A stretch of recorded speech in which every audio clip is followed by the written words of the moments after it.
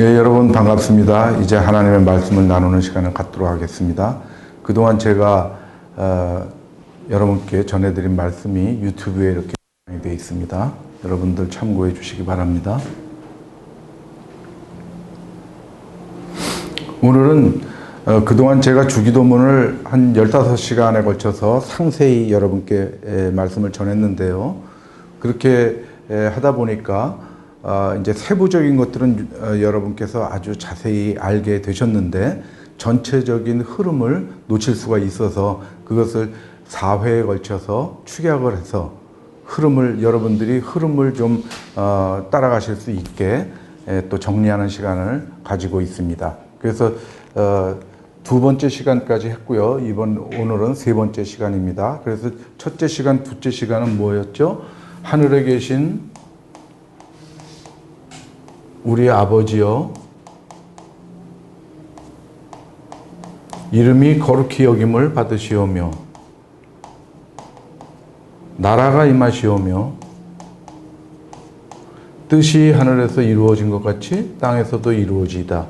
이것을 했습니다. 그래서 첫 번째 시간에는 하늘과 나라와 뜻에 대해서 여러분께 다시 한번 요약을 했었죠. 그런데 주제는 뭐냐면 하늘과 나라는 같은 개념인 것이죠. 하늘에 계신 하나님을 얘기하는 거죠. 하늘에 계시다라는 게 무슨 뜻이냐? 하나님의 나라가 임한다는 게 무슨 뜻이냐에 대해서 말씀을 드렸습니다.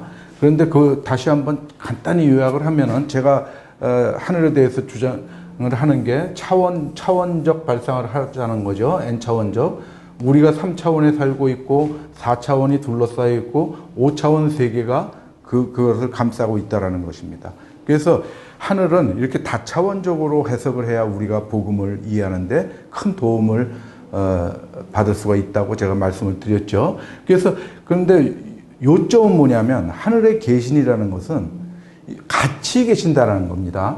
이게 3차원 세계가 따로 있고 4차원 세계가 저 멀리 떨어져 있는 다른 세계에 있는 것이 아니고 3차원과 4차원, 5차원은 같이 존재하고 있다는 겁니다.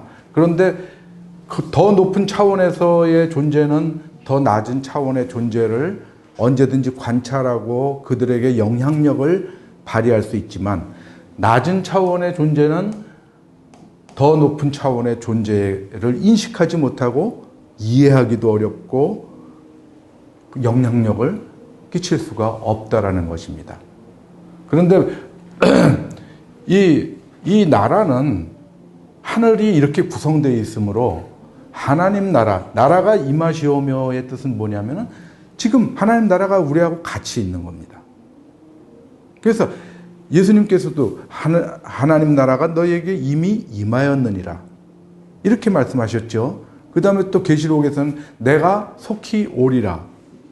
그래서 이 나라는 와 있는 나라와 장차 다가올 우리에게 올 그 나라를 얘기한다고 그랬습니다. 그래서 우리가 나라가 임하시오면은 뭐냐면 이미 와 있는 나라에 우리가 속하게 하시오며 하나님 나라에 사는 사람이 되게 하여 주시오며 앞으로 하나님의 날이 임했을 때 우리가 변화된 몸으로 예수님과 같은 모습으로 살아갈 수 있게 해 주시옵소서라는 기도라고 제가 말씀을 드렸죠.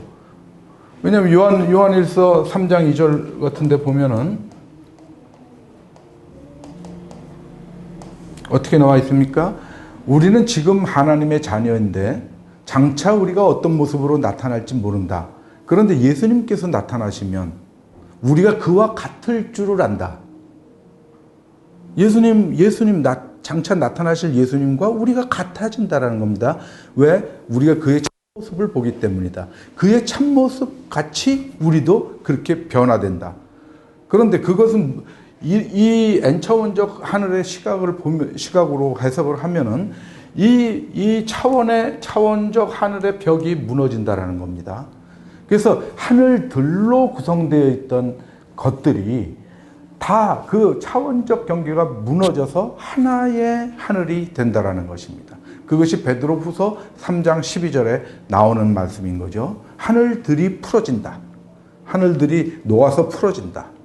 그리고 그 다음 절에 어떻게 나옵니까? 새 하늘과 새 땅을 본다. 그래서 이 차원의 경계가 다 무너진 하나의 하늘이 새 하늘이 되는 것이고 우리가 그것을 보는 겁니다. 그때는 우리가 이 차원의 경계가 풀어졌으므로 이미 와 있는 하나님의 나라의 실체를 우리가 경험하는 겁니다. 그 복된 하나님의 나라. 지금도 와 있지만 지금은 못 느끼는 그 나라. 그것을 우리가 최종적으로 느끼게 된다라는 것이죠. 그것을 우리가 앞당기도록 노력하고 바라는 것입니다. 그 뜻은 하늘에서 이루어진 것처럼 땅에서도 이루어지는 것이죠. 이 구조를 보면 여러분들 그냥 이해가 되시는 거죠. 그냥 동시적으로 이루어져 있는 겁니다. 같이 있는 것이므로. 하나님의 뜻이 하늘에서 이루어진 것 자체가 땅에서 이루어져 있는 겁니다. 그래서 우리가 뜻이 하늘에서 이루어진 것 같이 땅에서도 이루어지이다. 이렇게 말할 수 있는 것이죠. 그래서 더 자세히는 이미 말씀드렸으니까 흐름을 우리가 따라가자고 그냥 좀 말씀드리는 거죠. 그 다음에 아버지여, 하늘에 계신 우리 아버지여라고 우리가 기도할 때 뭡니까? 중요한 것은 우리가 하나님의 자녀여야 된다는 것이죠. 하나님의 자녀는 하나님으로부터 난 자, 즉 거듭난 자여야 되는 겁니다. 그래서 여기까지 하면 하늘에 계신 우리 아버지요. 그러면 우리와 실제적으로 같이 계신 하나님, 우리를 거듭나게 하셔서 하나님의 자녀로 삼아 주심을 감사합니다. 이렇게 기도하는 겁니다. 이름이 거룩히 여김을 받으시오면 뭡니까? 에스겔서 36장 23절에 이렇게 나오죠. 내가 내 이름을 거룩하게 한다. 근데 그 거룩함을, 나의 거룩함을 너희를 통해서 드러낸다. 너희를 통해서 나타낸다는 겁니다. 그러므로 아버지여, 이름이 거룩히 여김을 받으시오면은 뭐냐면 이 거듭나서 아버지의 자녀가 된 우리가 거룩하게 삶으로 그것을 하나님의 거룩함을 우리가 드러낸다는 겁니다. 그러면 이름이 거룩히 여김을 받으시오면은 뭡니까?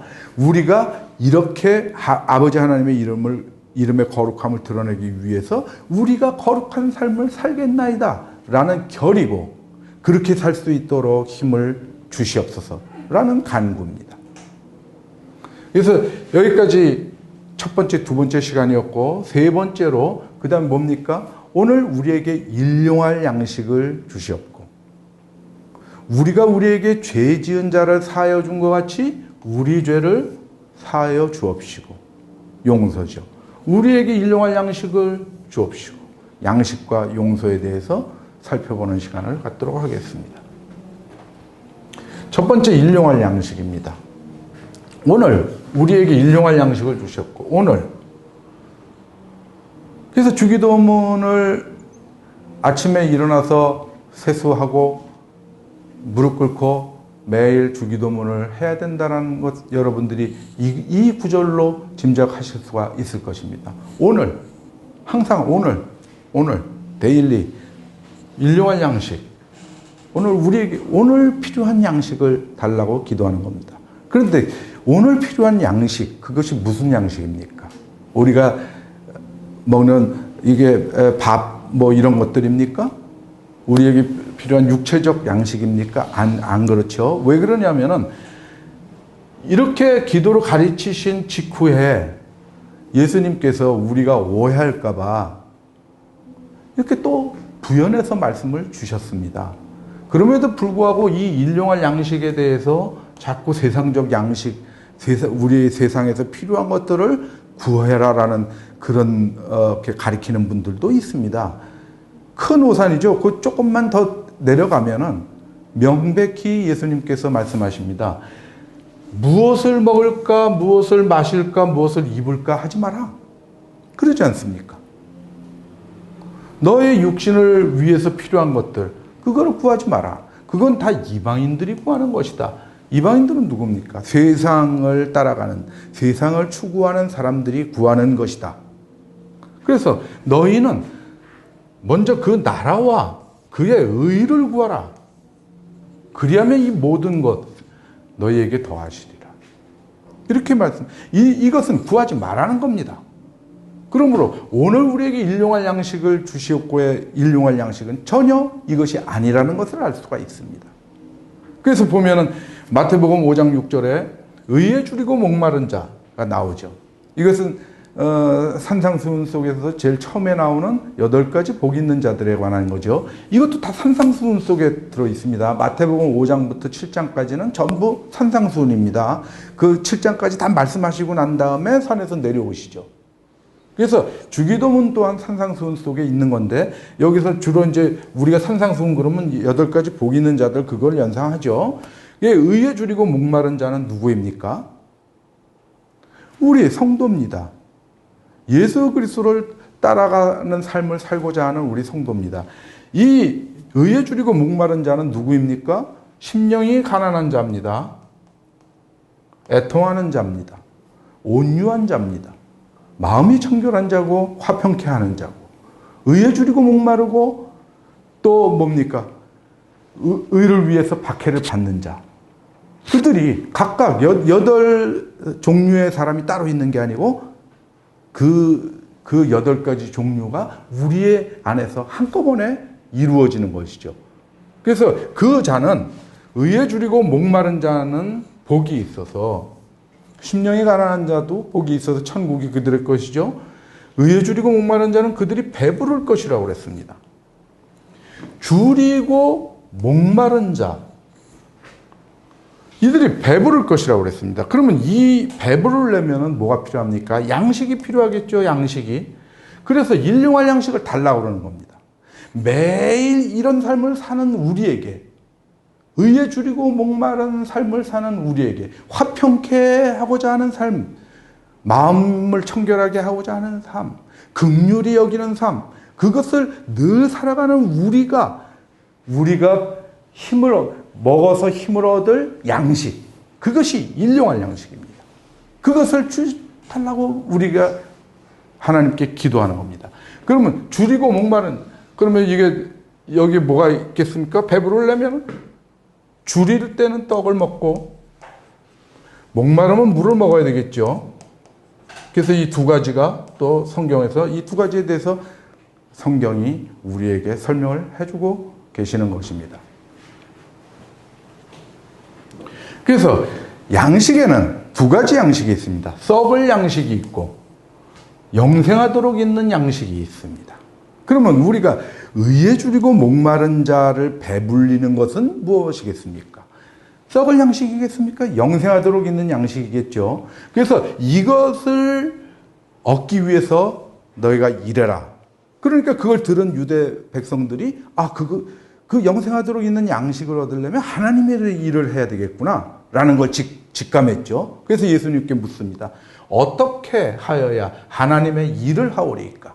하고 묻습니다. 하나님의 일을 대해서 묻습니다. 그때 예수님께서 대답하시는 것이, 하나님께서 보내신 일을 믿는 것이 하나님의 일이다.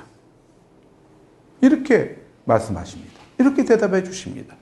이거 참 어려운 구절이죠. 그런데 믿는 것이 곧 하나님의 일이라는 겁니다. 일. 이것은 도처에 나타납니다. 야고보서에서 행함과 믿음에 관한 구절들, 야고보서 2장에서 계속 말씀하죠. 행함이 없는 믿음은 그 자체가 죽은 거다. 그렇게 그때 행함과 하나님의 일할 때 이 일은 동의어입니다. 에르곤이라고 똑같은 단어를 헬라어로 쓰고 있습니다. 그래서 이 하나님께서 보내신 일을 믿는 것, 즉 하나님의 일을 해야 영생하도록 있는 양식을 얻게 되는 거죠. 하나님의 일을 통해서 이 양식을 얻게 되는 것입니다. 그러면 누가? 하나님께서 보내신 일을 믿는 자가 얻는 것이죠. 하나님께 그 아들을 보고 믿는 자, 곧 하나님께서 보내신 자를 믿는 자는 어떤 자입니까? 하나님의 일을 하는 자죠. 믿는 것이 하나님의 일이라고 했으니까 믿는 자는 하나님의 일을 하는 자입니다. 그러면은 이 자는 무엇을 얻습니까? 영생을 얻게 됩니다.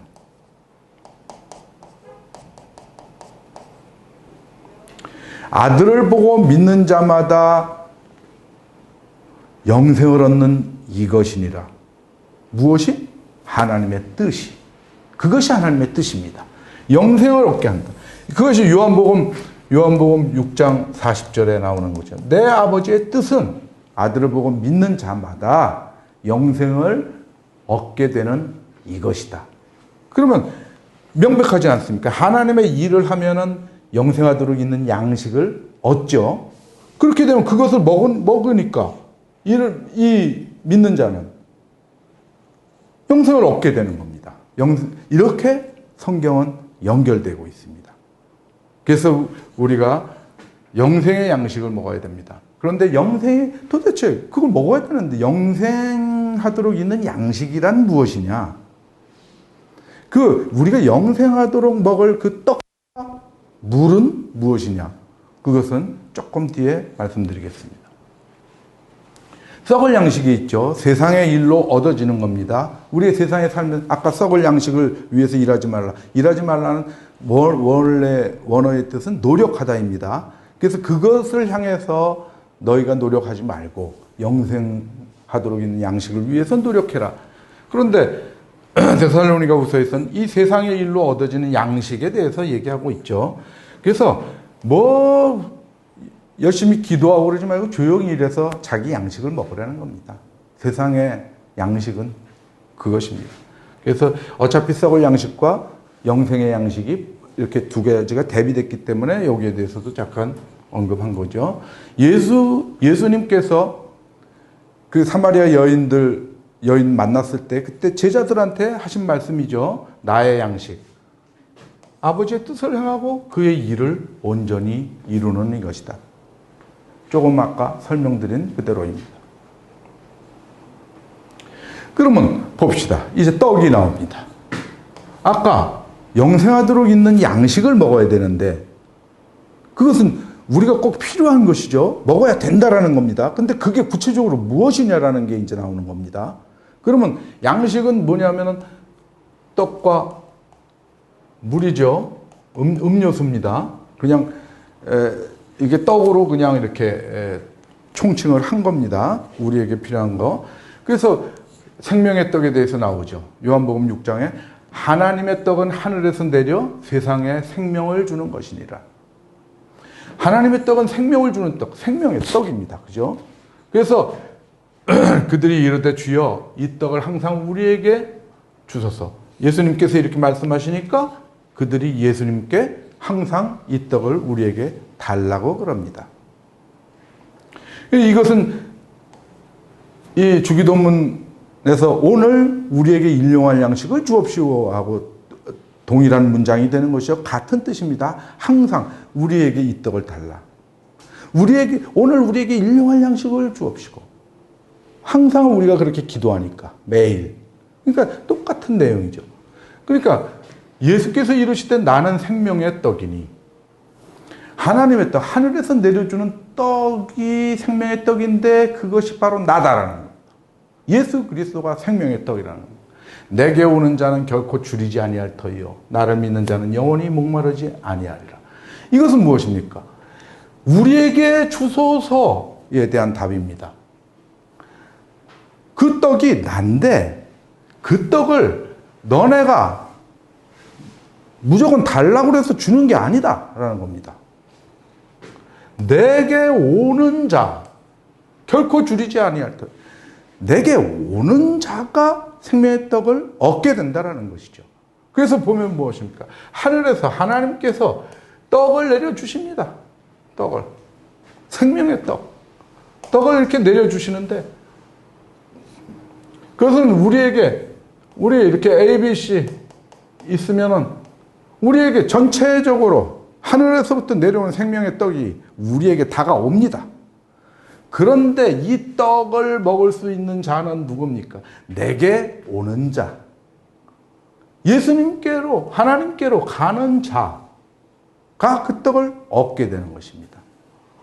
계속해서 복음의 방향성부터 제가 일관성 있게 얘기를 하고 있습니다. 파동적으로 하나님의 은혜는 온다.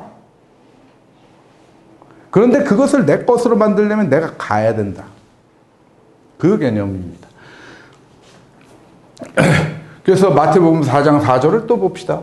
사람이 떡으로만 살 것이 아니요. 여기서는 이 떡은 뭡니까? 사탄이 광야에서 예수님께 그러죠. 이 돌덩어리를 떡으로 만들어서 먹어라. 네가 하나님의 아들이면. 그때 나오는 장면이죠. 그때 예수님께서 사탄한테 대답을 한 거죠. 떡으로만 살 것이 아니요. 이것은 무엇입니까? 썩을 양식입니다. 이걸로 살 것이 아니요. 하나님의 입으로부터 나오는 모든 말씀으로 살 것이니라. 이것은 영생하도록 있는 떡이 되는 것입니다. 그러므로 생명의 떡, 이것은 곧 말씀입니다. 하나님의 말씀. 나는 생명의 떡이니, 그 다음에 예수님께서 또 뭐라고 그러십니까? 나는 길이요 진리요 생명이니 라고 말씀하십니다. 예수 그리스도는 누구십니까? 말씀입니다. 태초에 말씀이 계시니라. 그 말씀이 하나님과 함께 계셨으니 그 말씀은 곧 하나님이시니라. 그래서 예수 그리스도는 곧 말씀인 겁니다. 하나님의 말씀. 하나님의 입으로부터 나오는 모든 말씀으로 산다. 예수 그리스도를 통해서 우리가 산다라는 겁니다. 예수 그리스도의 말씀이 우리에게 들어와 있어야 우리가 삽니다. 그 말씀이 우리의 일용할 양식 중에 하나인 겁니다. 떡이 곧 양식인 것입니다. 그 다음에 그 떡만 가지고는 안 되겠죠. 목매고 소화도 안 되겠죠. 그냥 덩어리로만 먹으면은. 그래서 물이 우리에게 필요하죠. 그래서 나를 믿는 자는 결코 줄이지 않겠다. 내게로 오는 자는 줄이지 않을 것이요. 나를 믿는 자는 목마르지 않을 것이다. 라고 예수님께서 말씀하시죠. 그럼 그 목마르지 않게 하는 그 물은 무엇을 의미합니까? 내가 주는 물을 마시는 자는 영원히 목마르지 아니하리니 영생하도록 솟아나는 샘물이 된다. 영생의 샘물이 되는 것입니다. 영생의 샘물. 영생의 샘물을 우리가 생명의 떡을 먹고 영생의 샘물을 마셔야 돼요. 그런데 그것은 무엇을 의미합니까? 명절 끝날 곧 큰 날에 이게 초막절입니다. 명절은 예수께서 서서 외쳐 이르시되 누구든지 목마르거든 내게로 와서 마시라. 이것 또한 그렇죠. 영생의 샘물 또한 그야말로 물결처럼 주어진 것입니다. 하나님께서 우리에게 보편적으로 파동적으로 주어진 것인데 그것을 마시려면 내게로 와서 마시라. 예수님께로 오라는 겁니다. 나를 믿는 자는 성경의 이름과 같이 급의 생수의 강이 흘러나오리라 하시니 이는 그를 믿는 자들이 받을 성령을 가리켜 말씀하신 것이라. 믿는 자들이 받을. 믿는 자는 누굽니까? 하나님의 일을 하는 자들 아닙니까? 하나님의 일. 이들은 영생을 얻게 되는 거죠. 조금 전에 설명을 드렸죠. 그래서 이것이 성령이라는 거. 영생의 샘물은 성령이다. 그래서 우리는 떡인 하나님의 말씀을 먹은 다음에 그것을 부드럽게 하고 소화시킬 수 있는, 그래서 힘이 되게끔 만드는 성령이 우리에게 있어야 되는 겁니다. 성령의 물을 마셔야 됩니다. 그래서 이 일용할 양식은 다시 말하면 말씀과 성령입니다. 그렇게 해서 우리가 말씀을 먹고 성령의 샘물을 마시면 어떻게 됩니까? 우리가 힘을 얻게 됩니다. 오직 성령이 너에게 임하시면 우리 머릿속에 예수 그리스도의 말씀이 있고 성령이 임하면 그 말씀이 행동력으로 나타납니다. 그것이 힘이 되는 겁니다. 우리의 모든 양식은 우리에게 육체적인 힘을 줍니다. 그런데 생명의 떡과 영생의 샘물은 우리에게 영적인 삶에 힘을 주는 겁니다. 그래서 어떻게 됩니까? 땅끝까지 내 증인이 되리라. 되라가 아니고 되리랍니다. 너네가 성령이 임하면 이렇게 된다라는 겁니다. 이런 힘을 얻게 된다는 겁니다. 내 증인은 뭡니까? 예수 그리스도의 삶과 죽음과 부활의 증인입니다. 삶은 뭡니까? 사랑의 실천이죠. 사랑입니다. 예수 그리스도의 삶은 사랑을 몸소 보여준 겁니다. 그러면 이 삶의 증인이 되려면 어떻게 해야 됩니까? 우리가 사랑을 실천하는 삶을 살아야 됩니다. 그걸로 예수 그리스도의 증인이 되는 겁니다. 내가 예수 그리스도의 제자다라는 것을 보여주는 겁니다. 그럼 죽음에 대해서 우리는 증거합니다. 죽음은 뭡니까? 예수 그리스도가 십자가에 돌아가심으로 화목제물로 돌아가심으로 그 피의 공로로 우리가 무엇입니까? 죄사함을 받죠. 용서를 받습니다. 부활은 무엇입니까? 옛 사람을 죽이고 새 사람으로 태어나는 것입니다. 이것은 거듭남입니다. 그래서 우리는 이 사랑을 실천하면서 우리가 용서받고 거듭난 삶, 이 삶 전체를 통해서 예수 그리스도의 증인이 되는 것입니다. 그 삶을 사는데 필요한 것이 무엇입니까? 그때 필요한 힘을 얻게 하는 게 말씀과 성령, 생명의 떡과 영생의 샘물. 그것이 우리에게 일용할 양식입니다. 그래서 우리에게 오늘 일용할 양식을 주시옵고는 무엇입니까? 어떻게 기도하는 겁니까? 우리가 항상 말씀을 잊지 않게 해주시옵소서.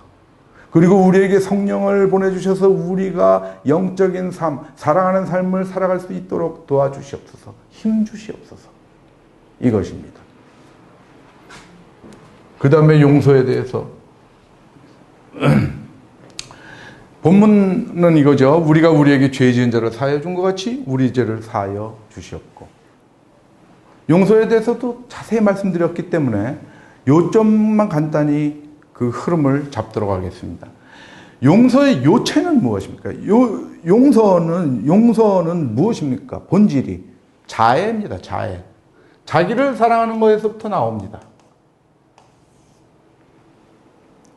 자애로부터 출발하는 겁니다. 자애로부터 이웃 사랑으로 넘어가는 겁니다. 이웃 사랑하는 건 어떻게 하는 겁니까? 내 이웃을 내 자신같이 사랑하라는 겁니다. 나 자신을 사랑하지 못하는 자는 이웃을 사랑하지 못합니다. 출발점은 자애입니다. 자애 속에는 나의 행복도 다 포함되어 있죠. 모든 것이 있습니다. 그래서 이사야서 43장에 보면 하나님께서 이렇게 말씀하십니다. 내 죄짐으로 나를 수고롭게 하고 내 죄악으로 나를 괴롭게 했다. 너네가 죄를 짐으로 해서 내가 괴롭다. 그래서 나는 나를 위해서 하나님 당신을 위해서 네 죄를 용서하겠다라는 겁니다.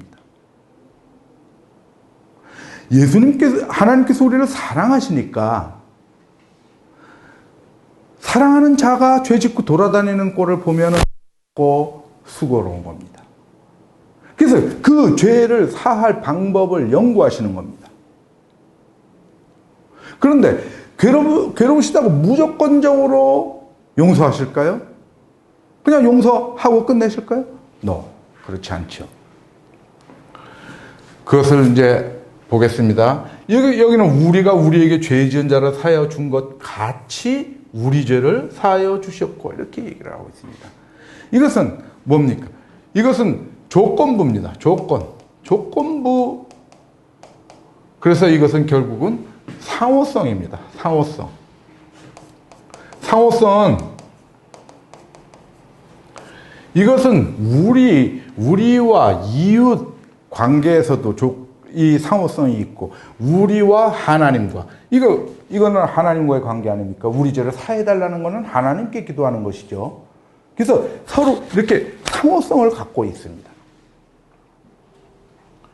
용서의 주체는 하나님이십니다. 이 주체에는 하나님이 있고 그 다음에 예수 그리스도가 있고 그 다음에 성도가 있습니다.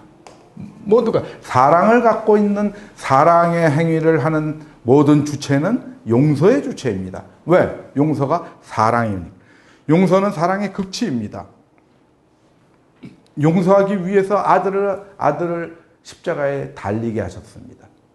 왜? 하나님께서 우리를 사랑하시니까. 그래서 보면은 하나님이 그리스도 안에서 너희를 용서하심과 같이 하라 이렇게 나오죠. 하나님께서 용서하신다는 겁니다. 그런데 요한일서 4장 10절을 보면은 사랑은 여기 있으니 우리가 하나님을 사랑한 것이 아니요 하나님이 우리를 사랑하사 우리 죄를 속하기 위하여 용서하기 위하여 화목제물로 그 아들을 보내셨습니다. 그러므로 용서가 사랑의 극치라고 볼 수 있습니다.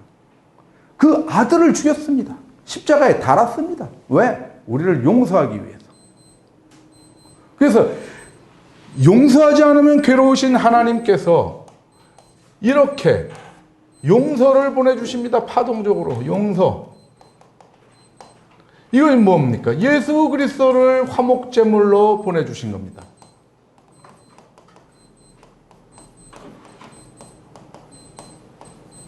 화목제물은 무엇입니까? 화목제물은 하나님과 우리 사이를 화목하게 하는 것이죠. 하나님과 우리 죄로 인해서 하나님과 멀어졌던 우리를 예수 그리스도께서 십자가에 달려 돌아가심으로 화목제물로 돌아가심으로 하나님과 우리를 화목하게 해서 가까이 만들어 준 것입니다. 그래서 용서가 이렇게 옵니다. ABC한테. 이것은 무조건적입니다. 무조건적이라는 것은 뭐였냐면 하나님께서 우리 죄 때문에 괴로우시니까 우리를 무조건 용서하신다. 거기서 벗어나시려고. 그게 아닙니다. 무조건적이라는 것은 공평한 전제 조건을 얘기합니다. 누구에게나 적용되는 용서의 섭리입니다. 그것을 우리가 그 용서를 받아야 되는 겁니다. 이 화목제물 용서의 은혜는 이런 식으로 다가오는 겁니다. 예수 그리스도가 용서의 주체라고 그랬죠.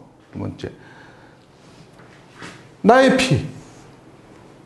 방금 말씀드린 대로 이 피는 왜 흘리신 겁니까? 화목제물로 드려지기 위해서 피를 흘리시고 십자가에서 돌아가신 거죠. 그래서 그의 죽음은 용서입니다. 용서와 연결됩니다. 그가 십자가에 달려 죽으심으로 화목제물이 되신 거고, 그래서 그를 믿는 자가 용서를 받는 겁니다. 그래서 우리가 그의 죽음을 증거하는 것이죠. 요한일서 2장 12절에 보면 너희 죄가 그의 이름으로 말미암아 사함을 받았으며, 이제 보십시다. 그의 이름으로 말미암아 이름을 불러야 됩니다. 이름을. 이렇게 왔습니다. 용서가 ABC한테 와 있습니다. 예수 그리스도가 화목제물로 보편적으로 이렇게 와 있습니다. 그때 용서받는 자가 있습니다. 다 용서받는 것이 아니라니까요. 그의 이름을 부르고 그에게 가는 자가 용서를 받는 겁니다. 주의 이름을 부르는 자. 그래서 사도행전 2장에서 베드로 사도가, 로마서 10장에서 바울 사도가 똑같은 문장으로 여러분께 얘기합니다. 누구든지 주의 이름을 부르는 자는 구원을 얻으리라. 주의 이름을 부르고 가는 겁니다. 김춘수 시인이 뭐라고 그랬습니까? 내가 그의 이름을 불렀을 때 그가 나에게로 와서 꽃이 되었다. 우리가 예수 그리스도 이름을 부를 때 예수 그리스도께서 우리에게 와서 나의 구세주가 되는 겁니다. 보편적으로 와 있는 하나님의 은혜를 우리가 나의 것으로 만드는 것입니다. 그것이 우리가 용서받고 하나님의 사랑을 받는 길입니다. 여기서 보면 피차 용서하라고 그러죠. 상호성이죠. 나와 너가 서로 용서해라는 겁니다. 주께서 너희를 용서하신 것 같이. 그런데 하나님과 우리와의 상호성이 있습니다. 너희가 사람의 잘못을 용서하면 나도 용서한다. 아버지께서도 용서한다. 그런데 너희가 사람의 잘못을 용서하지 않으면 너희 아버지께서도 너희 잘못을 용서하지 않는다. 이것이 상호성입니다. 조건부 상호성입니다.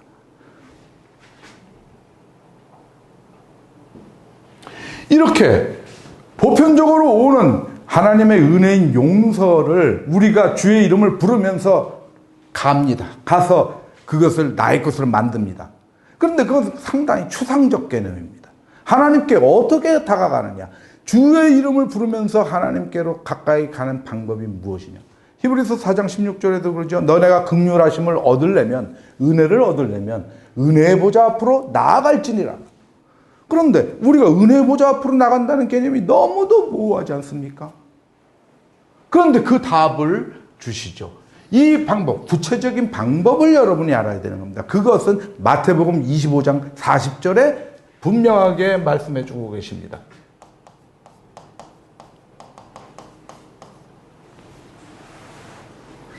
마지막 날에 예수님께서 오셔가지고 의인을 오른편에 악인을 왼편에 놓고 의인들한테 야 내가 굶주렸을 때 너네가 나를 먹여주고 목마를 때 마실 것을 주고 내가 헐벗었을 때 입혀주고 내가 병들었을 때 돌봐주고 옥에 있을 때 나 면회오지 않았냐 너네들이. 아니 언제 우리가 그랬습니까?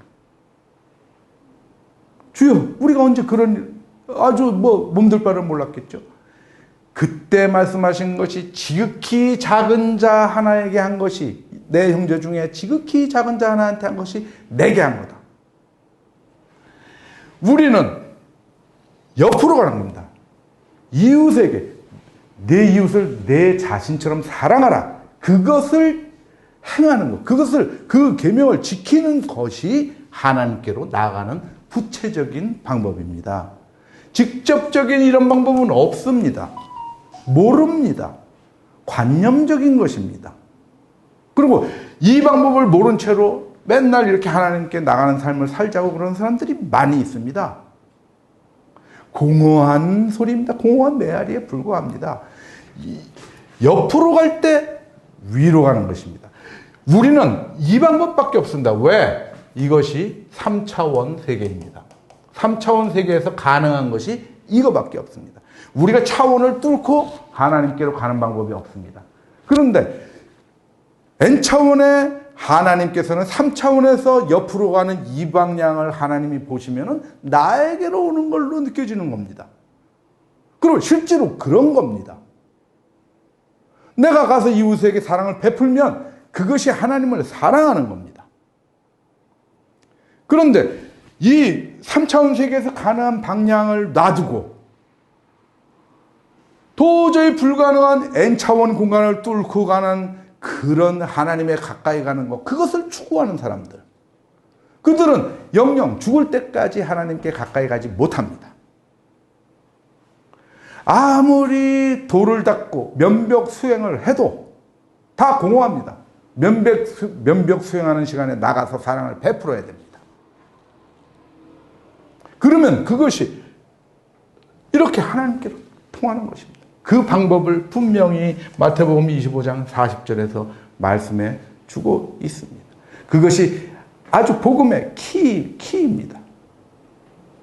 여러분들 그것을 꼭 머리에 두고 잊지 마시길 바랍니다. 그래서 이렇게 보편적으로 오는 것들이 우리가 그의 이름으로 다가가서 쟁취해야 된다. 근데 그 쟁취하는 방법은 내가 이웃에게 가는 것이다. 이웃에게 가는 것이 하나님한테 가는 것이다. 그것이 용서의 가장 핵심 내용이 되겠습니다. 그래서 이렇게 넘어가죠. 여기까지 했죠. 마음으로부터 이거 진정으로 형제를 용서하라는 것이죠. 그리고 용서에는 조건이 있는데 회개해야 됩니다. 마음의 방향을 돌리고 우리의 행동의 방향을 돌려야 됩니다. 어디서 어디로? 세상에서 하나님 나라로 돌려야 됩니다. 우리가 육체적인 욕심으로부터 그의 나라와 그의 의로 돌려야 됩니다. 회개해야 됩니다. 그런데 형제가 죄를 범하거든 경고하라고 그랬습니다. 무엇을 경고합니까? 어떻게? 너 회개해라 하고 경고하는 것이죠.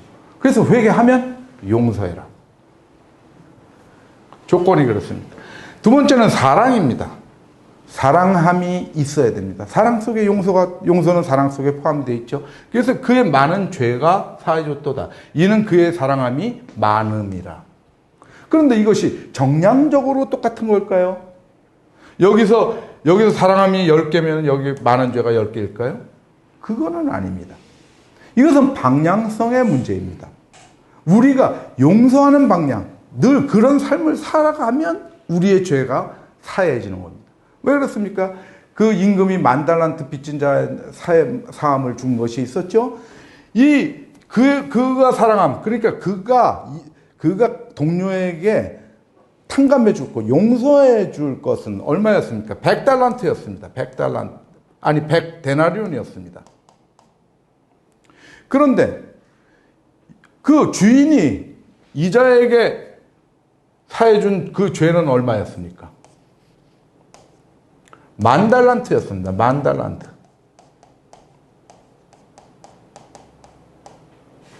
이것은 지금으로 어림잡아서 하면 10,000달란트는 6조입니다. 이건 100데나리온은 1,000,000원입니다. 이것을 같은 걸로 쳐주겠다는 겁니다. 네가 1,000,000원 빚을 탕감해 주면 너에게 적은 잘못을 한 거 다 용서하면 너의 죄가 크더라도 60만 배 되는 너의 죄도 사해 준다라는 겁니다. 그래서 우리는 항상 이 방향으로 가야 되는 거예요. 사랑하는 방향으로, 용서하는 방향으로 가면 우리의 그 수많은 죄가 사해지는 것입니다. 그렇게 사해달라고 기도할 수 있죠. 그래서 믿음의 기도를 할 수 있게 됩니다. 믿음의 기도는 병든 자를 구원하고 또 죄를 사하심을 받게 됩니다. 우리가 그래서 늘 기도하는 생활을 해야 되겠죠. 요한일서에 보면 용서의 조건에 죄를 자백하면 이렇게 나오죠. 죄를 자백한다는 건 뭡니까? 아까 경고했죠. 죄를 진짜 경고하면은 자각하죠. 죄를 깨닫게 되죠. 그래서 죄를 인정합니다. 자백은 인정한다는 뜻입니다. 그러면 어떻게 됩니까? 인정하고 회개하게 되겠죠. 그러면 용서를 받게 되죠. 용서의 가장 큰 전제 조건은 회개니까. 이런 과정을 거친다라는 것이죠. 그다음 그러면 용서의 범위는 어떤 죄를 용서할 것이며 얼마만큼 용서할 것인가? 그것에 관한 문제죠. 그래서 보면은 여기 마가복음 3장에 보면은 사람의 모든 죄가 용서의 대상이다. 사하심을 얻는다라고 나오죠. 모두가 아닌 사람의 모든 죄, 어떤 죄도 다 용서받을 수 있습니다. 그러나 조건은 있는 것이죠. 우리가 우리에게 죄 지은 자를 사하여 준 것 같이 우리를 용서하시는 겁니다. 그러므로 우리에게 어떤 죄를 졌더라도 우리는 용서해야 됩니다. 그가 회개한다면. 이것은 하나님께서 우리에게 적용하는 거지만 우리가 타인에게 적용하지 않으면 이 원칙은 적용되지 않습니다. 분명히. 우리가 어떤 죄라도 그가 돌이켰을 때 용서해야 됩니다. 그래야 우리도 어떤 죄를 짓더라도 하나님께 용서해 주십시오라고 기도할 수 있게 됩니다. 그것이 어떤 죄의 종류에 대한 범위고, 그러면 횟수는 어떻게 되느냐? 누가복음 17장 4절에 보면 하루에 7번이라도 회개하면은 용서해라. 예수님께서 이렇게 말씀하셨죠. 그랬더니 그것을 기억하고 있던 베드로가 어느 날 다시 묻죠. 몇 번이나 용서하여 주리이까? 몇 번이나 용서하여 주리이까? 7번까지 하오리이까? 7번이라도 하라고 그랬으니까. 그러니까 예수님께서 이르시되 뭡니까? 답답한 네게 이르노니. 이렇게 직접 말씀 안 하셨지만 행간에 그렇게 아니 7번까지 하라고 그러니까 딱 7번이냐 너는? 7번을 70번까지라도 해라. 7번이지. 그럼 또 이렇게 하면 또 490번 넘어가면 또 안 할 수 있을지도 모르겠습니다. 이것은 우리가 뭐 이렇게까지 실생활에 적용되지 않지만 그런 자세를 갖고 있으라는 거죠. 어떤 죄라도 그가 나에게 어떤 식으로 섭섭하게 했더라도 얼마만큼 했더라도 그가 그것이 잘못됐다고 느끼고 회개하면 다 풀어라 이겁니다. 다 모든 걸 용서해라. 그것이 너를 행복하게 하는 길이다. 우리가 용서를 해야 내가 마음이 편해집니다. 그렇게 해야 하나님도 편해지십니다. 내가 용서를 안 하는 삶을 살면 그것 때문에 그것이 죄니까 그것 때문에 하나님이 괴로워지십니다. 그래서 하나님은 우리에게 용서할 수 있는 환경을 다 만들어 놓으셨습니다. 그리고 너네를 다 용서하겠다 하고 예수 그리스도 아들을 화목제물로 보내셨습니다. 그런데도 그걸 모르고 용서를 안 합니다. 용서해야 그 화목제물의 혜택을 누릴 수 있는 거고 하나님께서 우리를 용서하시는 것을 우리가 받을 수 있는 또 말입니다. 그래서 우리는 항상 오늘 말씀대로 하나님의 말씀을 붙들고 언제나 성령님께서 우리를 도와주셔서 우리가 그 말씀을 실행할 수 있는 힘을 얻게 해주십사 기도하시고 그렇게 기도하는 방법이 무엇입니까? 오늘 우리에게 일용할 양식을 주옵시고 이렇게 기도하는 것이고 그 다음에 우리가 항상 용서함으로 우리가 편해지고 하나님도 편하게 해드리고 그런 행복한 삶을 살 수 있도록 우리 죄를 사하여 준 것 같이 우리가 우리에게 죄 지은 자를 사하여 준 것 같이 우리 죄를 사하여 주시옵소서. 이렇게 기도하게 되는 것입니다. 오늘 말씀은 여기까지 전해드리도록 하겠습니다. 감사합니다.